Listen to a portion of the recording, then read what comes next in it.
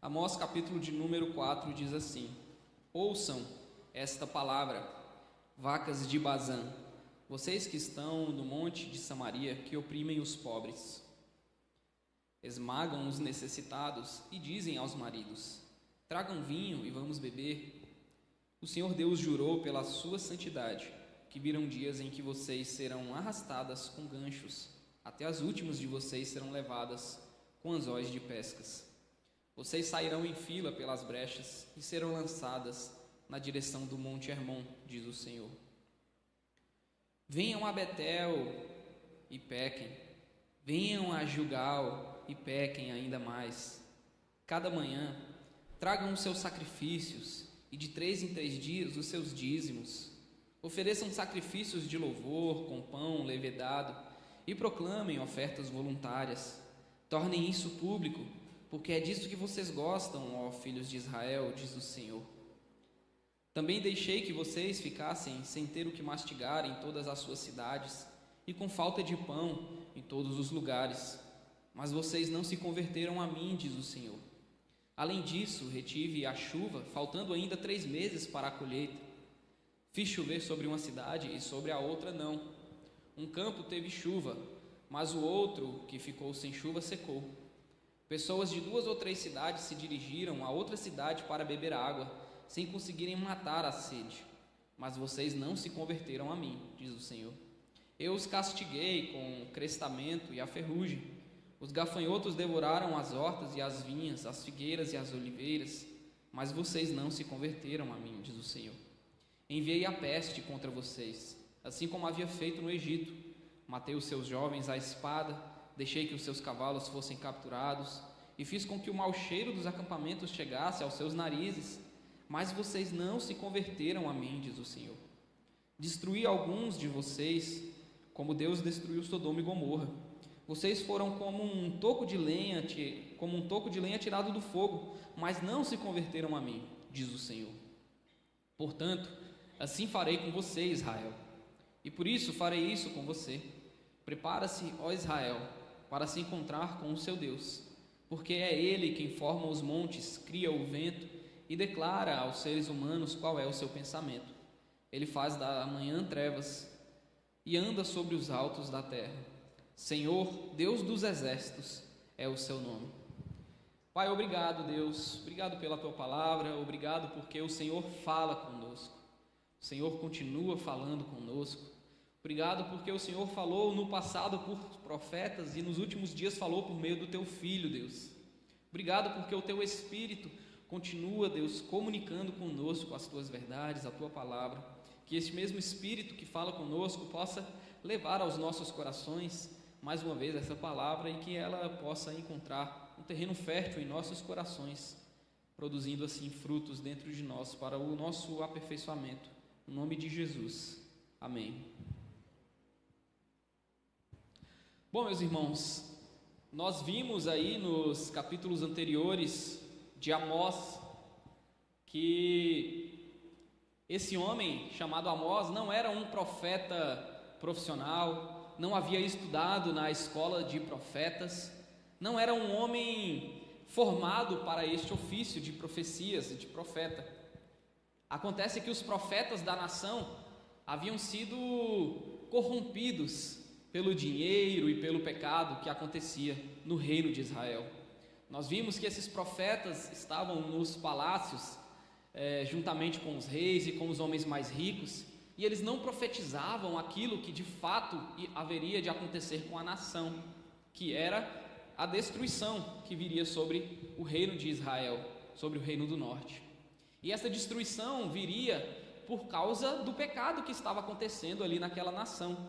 E nós vimos nos capítulos anteriores que Deus havia alertado esse povo, e Deus ainda diz todos esses pecados que o povo estava cometendo e os motivos pelos quais os assírios viriam sobre aquela nação e iriam destruir a cidade de Samaria, que era a capital do norte, do reino do norte, e também destruiria ali Betel, que era um lugar de adoração, um lugar de santuário, e também Gilgal, onde nós lemos aqui, que era também um lugar de adoração.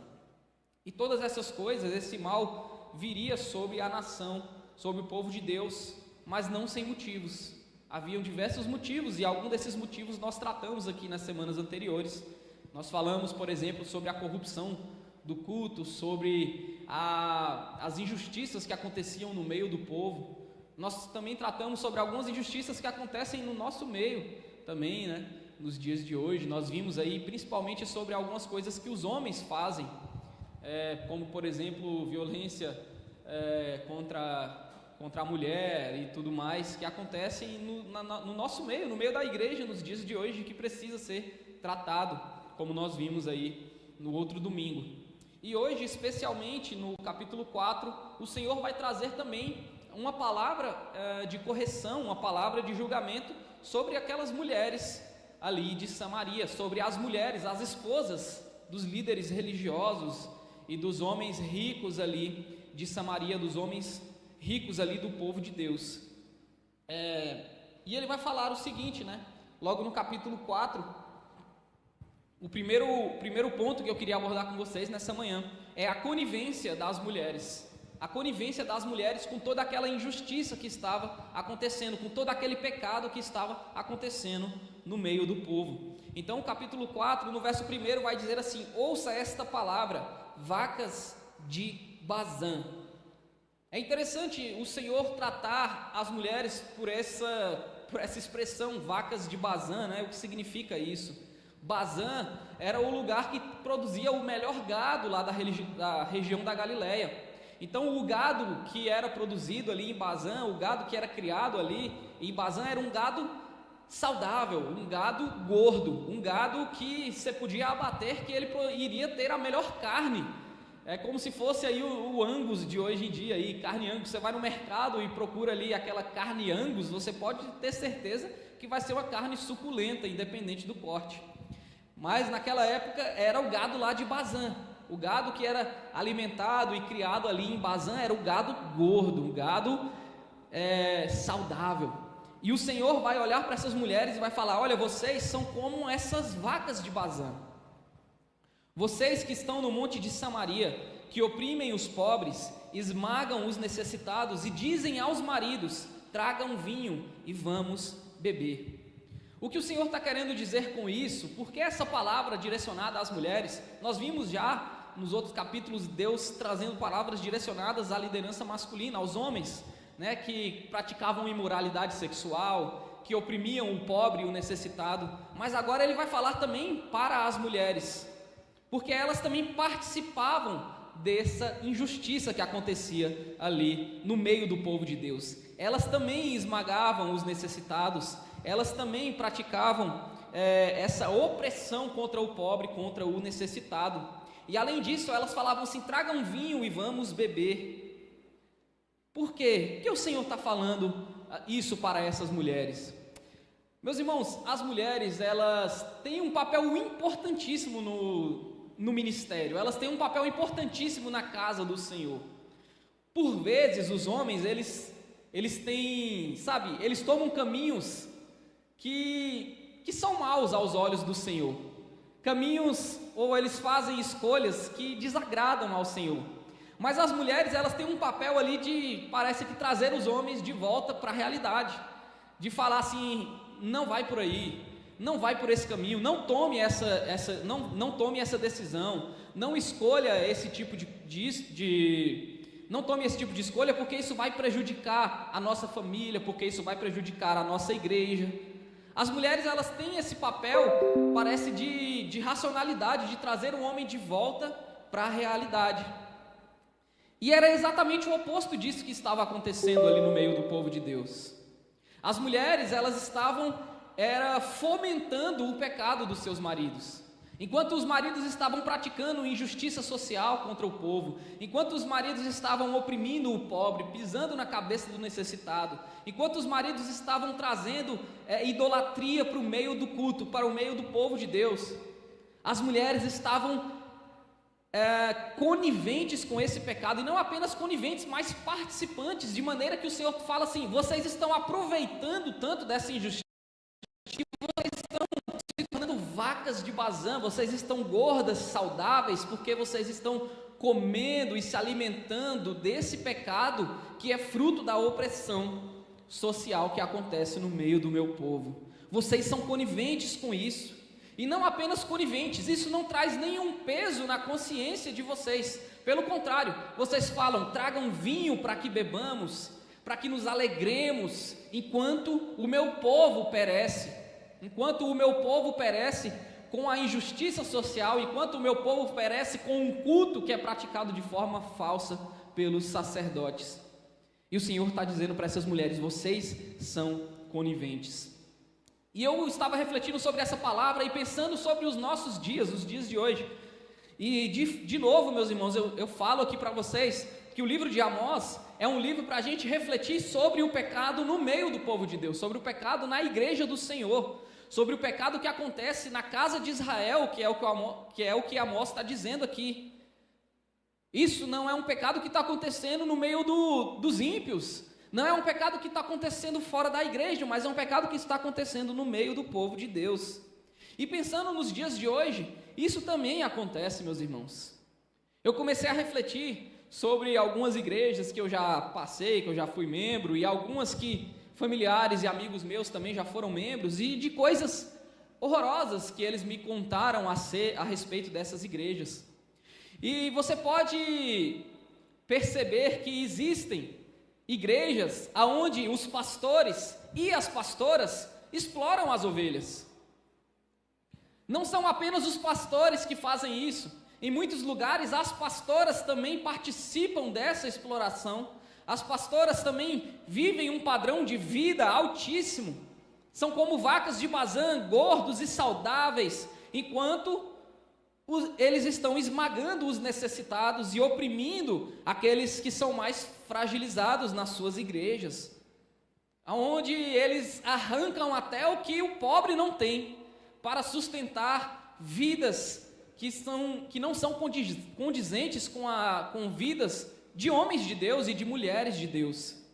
Então existem pastoras, existem mulheres que são esposas desses homens que praticam a maldade, que praticam a exploração e que fazem fomentar esse tipo de prática, porque elas estão tão acostumadas e acomodadas com esse estilo de vida, com esse padrão de vida tão alto, que ela fomenta essa exploração para que eles não percam esse padrão de vida. Isso acontece, meus irmãos, isso acontece no meio do povo de Deus, e isso tem causado,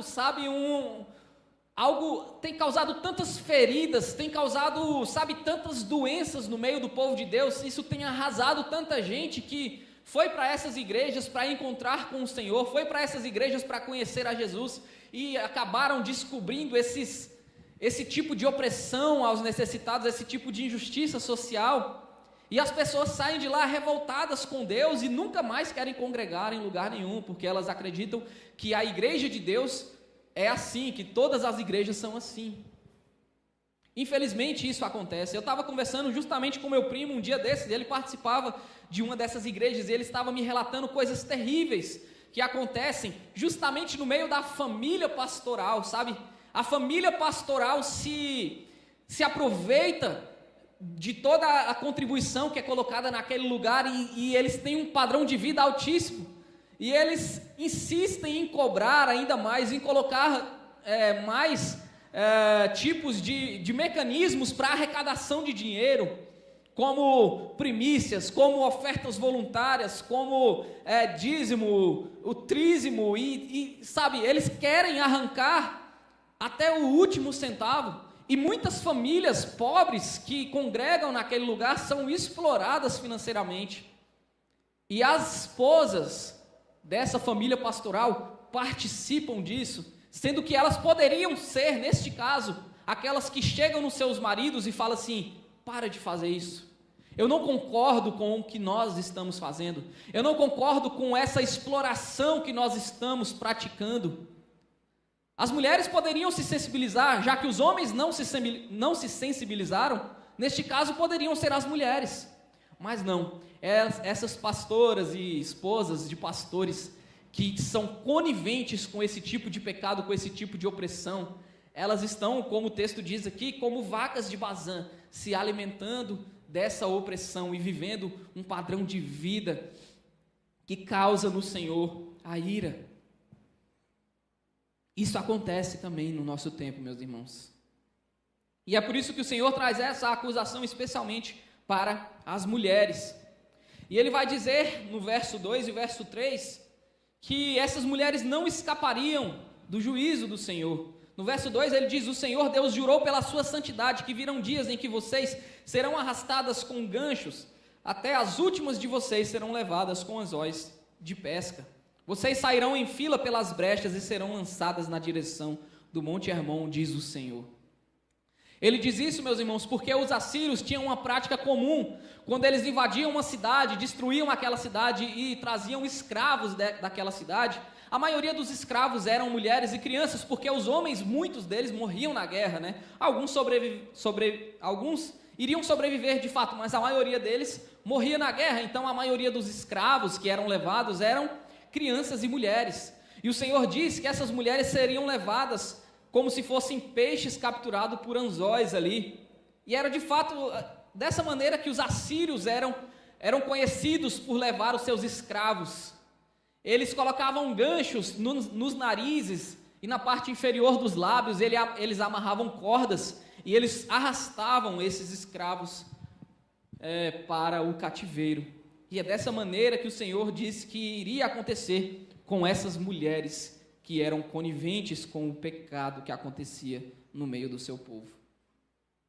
E a partir do verso 4, o profeta ele vai falar agora de um outro assunto, que agora não é mais praticado apenas pelas mulheres, mas por todo o povo de Deus. No verso 4 e no verso 5 ele vai falar sobre a falsa adoração. E esse é o meu segundo ponto. Ele diz assim: venham a Betel e pequem. Betel era o lugar de adoração do reino de Israel. O que Jerusalém era para o reino de Judá, Betel era para o reino do norte. Samaria era a capital, mas o lugar de adoração era em Betel. Por quê? Porque quando Jacó estava fugindo de Esaú, lá em Gênesis, ele passou por esse lugar aqui chamado Betel, e foi nesse lugar aqui que ele encontrou com Deus, e Deus falou com ele, ele viu anjos descendo e subindo e tudo mais, e ele colocou um altar ali, e a partir daquele momento esse lugar foi chamado de Betel, de casa de Deus. Então o povo do reino do norte, quando houve a divisão ali entre Judá e as outras 10 tribos de Israel, e eles fundaram o reino do norte, eles colocaram Betel, que era esse lugar que Jacó adorava o Senhor, como o lugar de adoração, era a cidade santa. E aí Deus, por meio de Amós, está dizendo: venham a Betel, venham à casa de Deus e pequem, venham a Gilgal e pequem ainda mais, cada manhã tragam os seus sacrifícios, e de 3 em 3 dias os seus dízimos, ofereçam sacrifícios de louvor, com pão levedado, e proclamem ofertas voluntárias, tornem isso público, porque é disso que vocês gostam, ó filhos de Israel, diz o Senhor Deus. Perceba o contraste, meus irmãos. A vida prática da nação estava totalmente destruída, a fé prática, as obras de bondade, de misericórdia, não existiam naquela nação. Os homens estavam oprimindo os pobres, os homens estavam pisando na cabeça dos necessitados, os homens estavam praticando imoralidade sexual, as mulheres eram coniventes com tudo isso. E o que eles faziam diante disso? Eles iam a cada 3 dias em Betel e em Gilgal, que era uma outra cidade de adoração, e ali eles ofereciam os seus dízimos, levavam os seus sacrifícios, de 3 em 3 dias eles levavam ofertas voluntárias. O culto deles estava funcionando normalmente, mesmo diante de toda aquela injustiça e iniquidade que estava acontecendo. Sabe, existem alguns motivos para esse culto deles estar acontecendo normalmente. O primeiro deles, eles acreditavam que estavam experimentando um tempo de paz e prosperidade, que era fruto da bondade do Senhor. E Amós vai deixar bem claro que não, que aquele tempo que eles estavam atravessando, na verdade tinham feito eles serem mais pecadores e mais desprezíveis diante dos olhos de Deus, porque eles pegaram um tempo de paz e prosperidade e oprimiam o pobre e praticavam coisas contrárias à lei de Deus. Mas eles acreditavam que estava tudo bem. Então o que eles faziam? Eles iam continuar cultuando, oferecendo sacrifícios, ofertas. Um outro motivo para eles fazerem isso era uma espécie de barganha com Deus. Se está dando tudo certo é porque a gente está dando o nosso dízimo, a nossa oferta. É porque a gente está fazendo o nosso culto. Ok, então vamos continuar. Quanto mais a gente dá o dízimo, a oferta, quanto mais a gente cultua e oferece os nossos sacrifícios, mais o Senhor vai nos abençoar. Mas a forma irônica como o profeta Amós fala com eles, quando ele diz assim: ofereçam sacrifícios de louvor com pão levedado. Isso aqui era proibido pela lei, porque o pão que deveria ser ofertado como sacrifício era pão sem fermento, né? E aí eles estão oferecendo um pão levedado, ou seja, a forma de culto dele já está errada. Proclamem ofertas voluntárias, tornem isso público. Ele vai dizer de forma irônica: porque é disso que vocês gostam, ó filhos de Israel, diz o Senhor. Por que o profeta está tratando de forma irônica o culto deles? Porque esse culto, meus irmãos, era falso. Era um culto falso, era um culto que havia sido, digamos assim, era um culto de fachada. Vocês estão louvando o Senhor e trazendo os seus dízimos enquanto oprimem o pobre, enquanto praticam imoralidade sexual. Vocês estão fazendo isso enquanto as mulheres de vocês são coniventes com todo o pecado que vocês cometem. Esse culto, essa adoração que vocês fazem é falsa. Mas continuem fazendo isso, né? Disso que vocês gostam. O culto deles era totalmente errado, meus irmãos, porque a fé sem obras é morta. Então aquela fé que eles praticavam não era acompanhada das obras. Aquela fé que eles praticavam era uma fé de fachada. Eles se diziam povo de Deus, eles continuavam com os seus cultos, enquanto o povo estava sofrendo nas mãos desses mesmos homens que ofereciam sacrifícios. E quando eu li esse texto, meus irmãos, eu me lembrei do que o profeta Oséias falou para esse mesmo povo: misericórdia quero e não sacrifício. E essa palavra o próprio Jesus Cristo vai utilizar também lá em Mateus capítulo 9, verso 13, quando ele está dizendo para os fariseus: misericórdia que eu quero e não sacrifícios. O que isso quer dizer, meus irmãos? Lá em 1 Samuel 15, 22 também, essa palavra vai ser algo semelhante, vai ser dito pelo profeta Samuel a Saul, dizendo: eu quero obediência e não sacrifício. O que isso quer dizer, meus irmãos? Que o Senhor, Ele prefere misericórdia, que o Senhor, Ele prefere que nós tenhamos uma prática correta, uma prática de misericórdia para com os mais necessitados, para com os mais fragilizados. O Senhor prefere que a gente preste assistência aos necessitados do que sacrifícios. O Senhor prefere que a nossa prática para com a nossa comunidade seja enfatizada em detrimento do nosso culto. O nosso culto, ele pode até estar passando por alguma dificuldade. Se a nossa prática para com os nossos irmãos estiver boa, o Senhor está se agradando. Mas quando o contrário acontece, isso causa a ira de Deus, que é o quê? O culto está rodando direitinho, os aparelhos eletrônicos são dos melhores possíveis, o templo está lindíssimo, cadeiras cheias, o culto está abarrotado, o culto está funcionando perfeitamente, mas o povo está passando necessidade. O povo está sendo oprimido. O povo está tirando até de onde não tem para continuar sustentando o padrão de vida dos líderes religiosos. Isso causa a ira do Senhor. E será que isso acontece nos dias de hoje, meus irmãos? Acontece. Existem igrejas que mantêm o culto redondinho. O culto está rodando, está passando no YouTube bonitinho, sabe? E eu queria fazer uma crítica a nós também, que é o seguinte, meus irmãos: às vezes isso não acontece na nossa igreja, pode não estar acontecendo na nossa igreja às vezes, mas nós estamos alimentando esse tipo de prática porque nós seguimos esses pastores. A gente consome o material que esses homens vendem, os livros, a gente assiste no YouTube os vídeos deles, a gente compra o material dessas pessoas e a gente alimenta esse tipo de ministério que explora os mais fracos. A gente está alimentando isso muitas vezes. Embora isso não aconteça na nossa igreja, a gente está alimentando o ministério desses homens e dessas mulheres que exploram os outros e que vivem um padrão de vida elevadíssimo às custas dos mais necessitados. É uma crítica para a gente parar e refletir.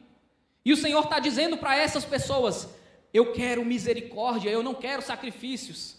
O culto de vocês pode estar rodando bonitinho. As músicas são cristocêntricas, o sermão está redondo, mas a prática de vocês é abominável aos meus olhos.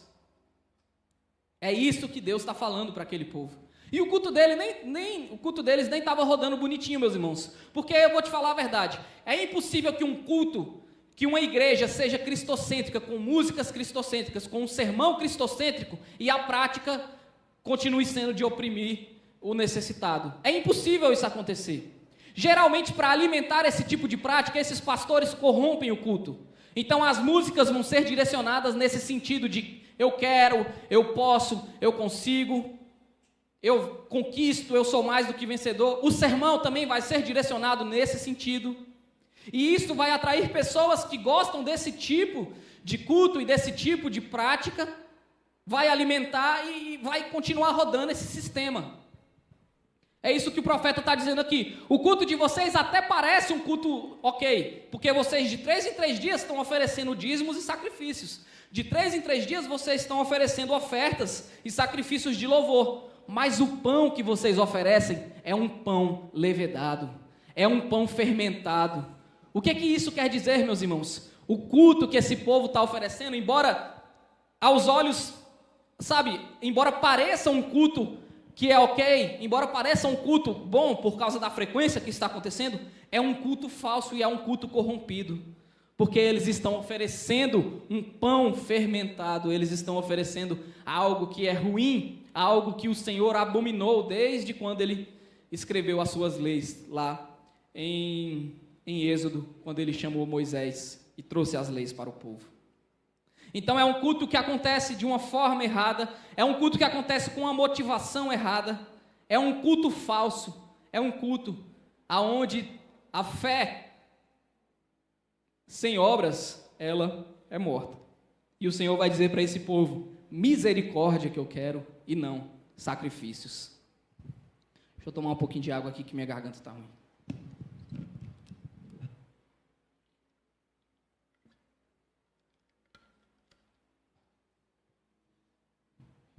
E eu vou para o terceiro ponto.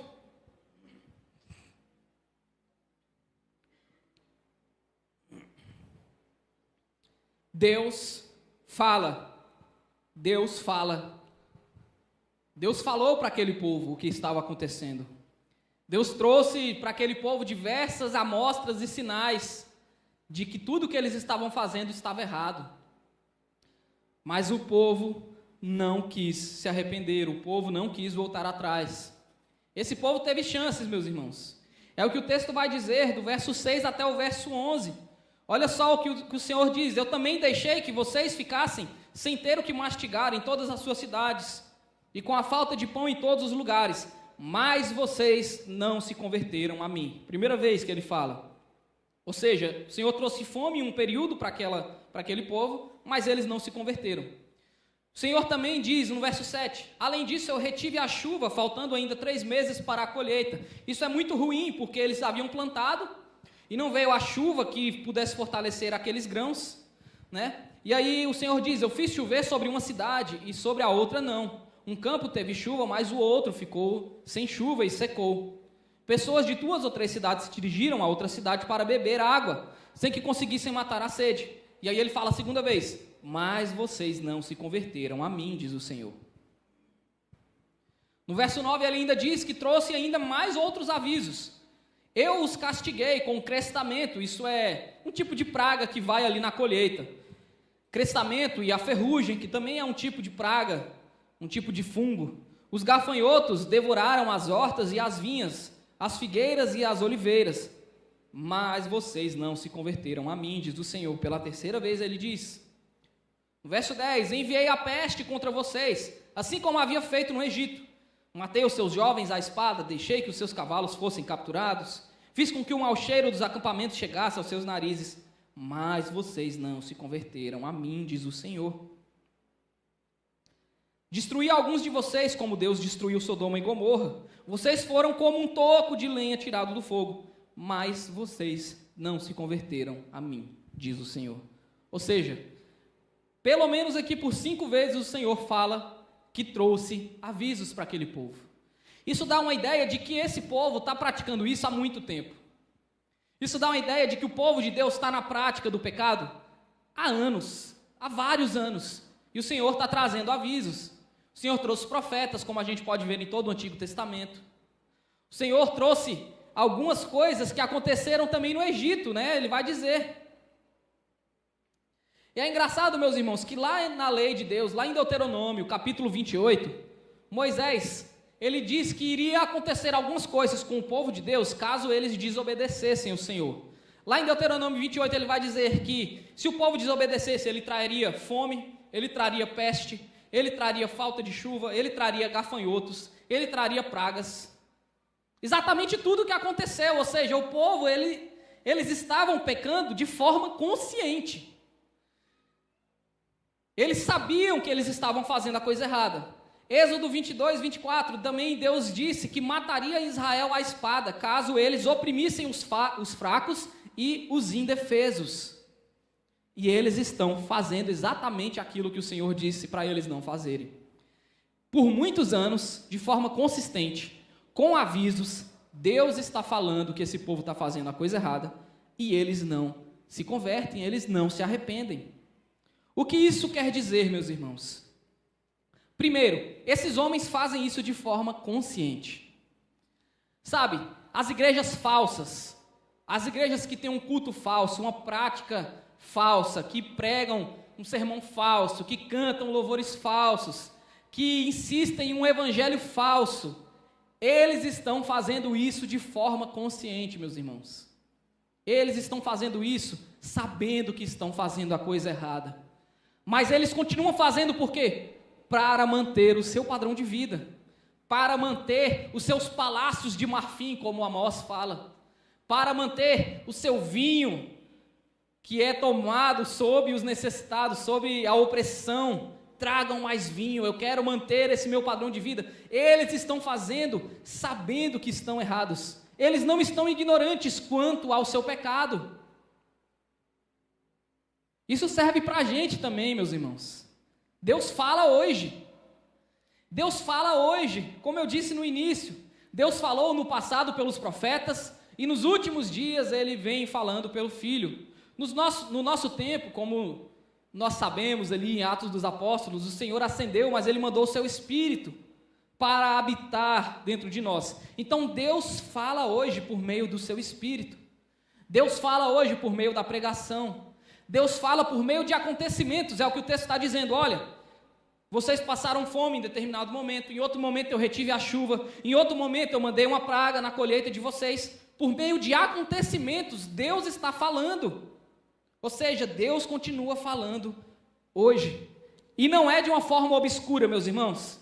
Não é algo enigmático, sabe? Não é algo que está ali no secreto, que a gente precisa entrar no Santo dos Santos para ouvir Deus falando. Ele fala de forma clara que Ele está sendo desagradado. Ele fala de forma clara e testifica em nós, por meio do Espírito, quando nós estamos em uma conduta errada. E Ele é misericordioso, tardio em irar-se. Então Ele permite que a gente continue nessa prática por muito tempo, como Ele permitiu que esse povo continuasse, e mandando sempre alertas. Olha, vocês estão errados, vocês estão fazendo a coisa errada, vocês estão pecando, vocês estão me desobedecendo. Misericórdia quero, não sacrifícios. Esse culto de vocês não está sendo agradável, porque a prática de vocês não condiz com o culto de vocês. E Ele vai dando aviso, vai dando avisos. E no nosso tempo Ele vai dando avisos, Ele vai nos testificando por meio do Espírito. Então, o que eu quero dizer para vocês nesse ponto é que Deus fala. Deus fala. E não é de forma obscura, é de forma clara. De maneira que esses homens que praticam e que continuam na iniquidade por muitos anos, eles fazem de forma consciente. Eles ignoram a voz de Deus. É o que Deus está dizendo aqui. Mas vocês não se converteram. Por 5 vezes Ele repete essa frase. Mas vocês não se converteram. O Senhor dá essas oportunidades, mas esses homens continuam pecando contra o nome dEle, com seus falsos cultos. E aí eu vou para o último ponto, que é o encontro com Deus, do verso 12 até o verso 13. o Senhor conclui dizendo assim: portanto, assim farei com você, Israel. E por que farei isso com você? Prepara-se, ó Israel, para se encontrar com o seu Deus. Porque é Ele quem forma os montes, cria o vento e declara aos seres humanos qual é o seu pensamento. Ele faz da manhã trevas e anda sobre os altos da terra. Senhor, Deus dos exércitos, é o seu nome. É interessante isso aqui, meus irmãos. Prepara-se para encontrar com o seu Deus, ó Israel. Encontrar com Deus pode ser algo maravilhoso para algumas pessoas, mas para outras, meus irmãos, vai ser algo terrível, é o que o texto está dizendo. Para essas pessoas que insistem em anos e anos, em décadas, praticar a iniquidade, oprimir o necessitado, prestar um falso culto conscientemente a Deus. Para esses homens, encontrar com Deus vai ser algo terrível. Para uns pode ser maravilhoso, mas para outros, meus irmãos, vai trazer juízo. Para alguns vai ser redenção, para outros vai ser condenação. E olha, eu não estou falando do ímpio aqui, tá?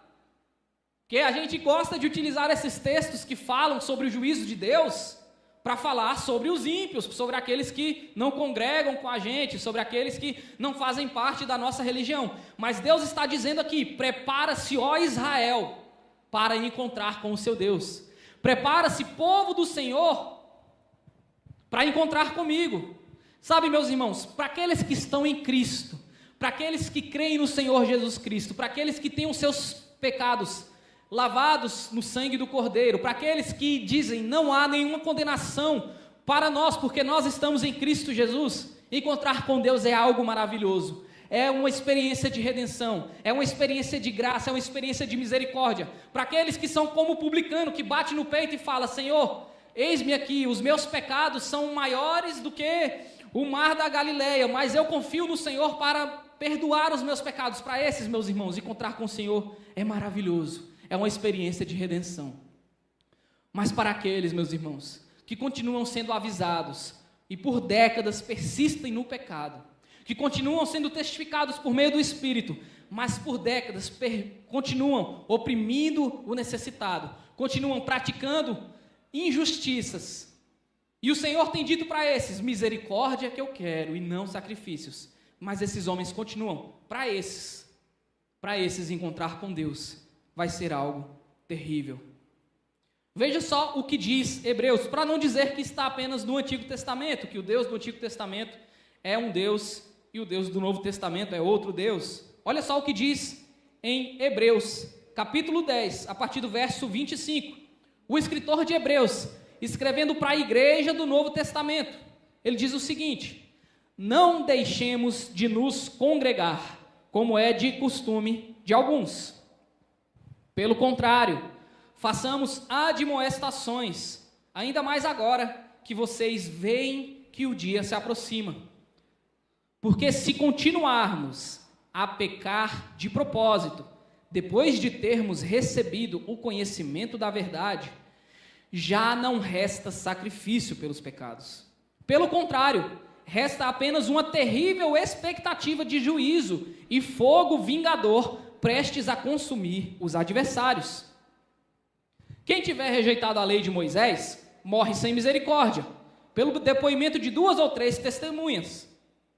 Imaginem quanto mais severo deve ser o castigo daquele que pisou o Filho de Deus, profanou o sangue da aliança, com o qual foi santificado, e insultou o Espírito da graça. Pois conhecemos aquele que diz: a mim pertence a vingança, eu retribuirei. E outra vez, o Senhor julgará o seu povo. Horrível coisa é cair nas mãos do Deus vivo. Deus está falando isso para a igreja, meus irmãos. Para a igreja.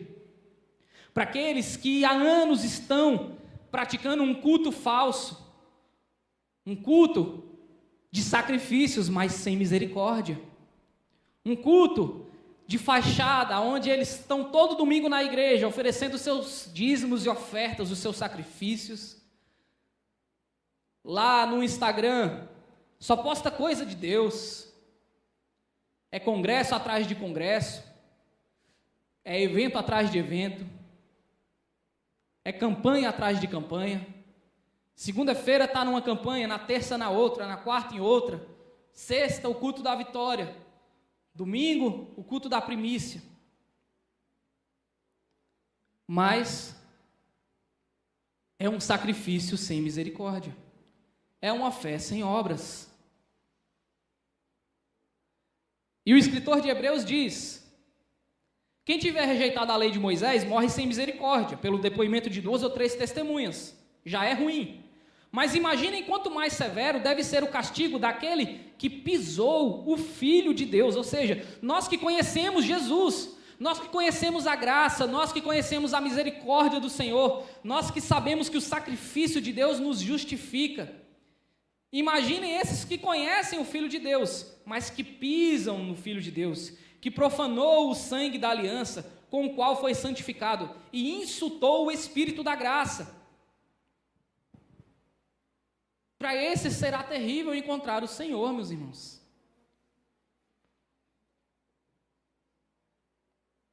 Eu não estou falando aqui de alguém que peca, sabe, vez ou outra, de alguém que luta contra o seu pecado. Ninguém aqui é santo, meus irmãos. Todos nós cometemos os nossos pecados, vai. Ninguém aqui tem a pretensão de ser o mais santo e imaculado. Não. Jesus que teve esse papel e ele cumpriu a obra, ele cumpriu a lei. Nós cometemos os nossos pecados. Essa palavra aqui de ira de Deus, de vingança do Senhor, esse aqui que vai ser horrível cair nas mãos do Deus vivo, não é aquele que está lutando contra o seu pecado ali dia a dia, porque eu estou lutando contra os meus pecados, meus irmãos.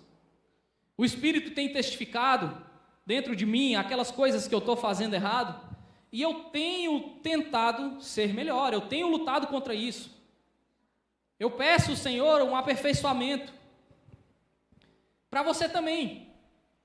Sabe, se você tem lutado contra o seu pecado, se você tem tentado ser uma pessoa melhor, se você tem tentado, sabe, deixar de ser uma pessoa preconceituosa, se você tem deixado de tentado deixar de ser uma pessoa mesquinha, se você tem tentado deixar de ser uma pessoa que se importa mais com você do que com os outros, está nessa luta diária, está aí tentando ser melhor, o Espírito está te aperfeiçoando, essa palavra aqui, de juízo, ela não está vindo sobre você, porque você crê no sacrifício do Senhor, e você não está pecando de forma costumeira, sabe, de forma consciente como esses homens.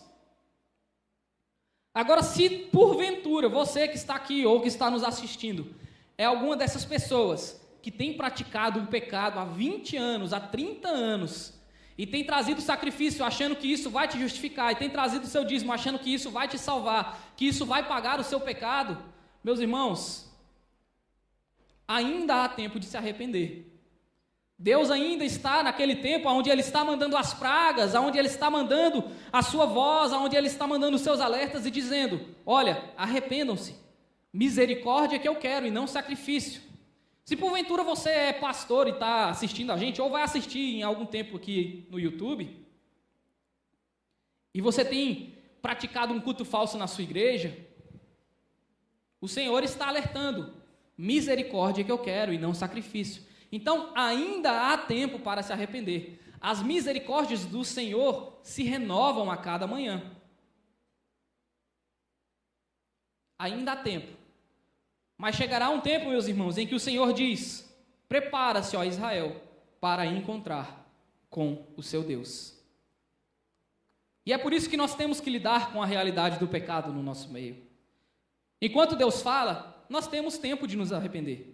O Espírito Santo, enquanto o Espírito Santo está nos incomodando, tem tempo. As misericórdias estão se renovando. Mas cedo ou tarde, meus irmãos, cedo ou tarde, nós teremos de prestar contas diante do Senhor dos Exércitos, diante do Criador e Rei do Universo. seja nessa vida ou no porvir. Que o Senhor nos aperfeiçoe, para que não sejamos insensíveis diante da sua voz, e que a nossa fé seja acompanhada de misericórdia, para que o nosso culto seja agradável ao Senhor. Amém? Vamos orar então, enquanto o pessoal se prepara para finalizar o culto. Pai, nós estamos aqui diante do Senhor e nós queremos apresentar os nossos corações e dizer: sonda-nos, Deus, vê se há em nós algum caminho mau e conserta, Pai, esses caminhos. Guia-nos, Deus, pelo caminho que é Jesus Cristo. Guia-nos, Senhor, por meio do Teu Filho, que morreu por nós, e por meio do Teu Espírito que habita em nós. Guia-nos. Em nome de Jesus, nos livra, Pai. Livra esse povo aqui, livra essa igreja aqui, de praticar um falso culto.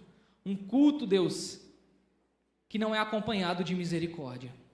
Um culto que não é acompanhado, Senhor, de obras para com os mais necessitados, os mais fragilizados. Um culto onde é permitido, ó Deus, violência contra as mulheres. Um culto, Deus, onde é permitido explorar os outros para manter um padrão alto de vida. Nos livra disso, Pai. Nos livra da injustiça. Nos livra da injustiça. Porque o Teu reino é um reino de justiça, paz e alegria, Pai. Que em nome de Jesus, o Teu Espírito possa manifestar no nosso meio esse reino de justiça, de paz e de alegria. Em nome de Jesus. Em nome de Jesus. Amém.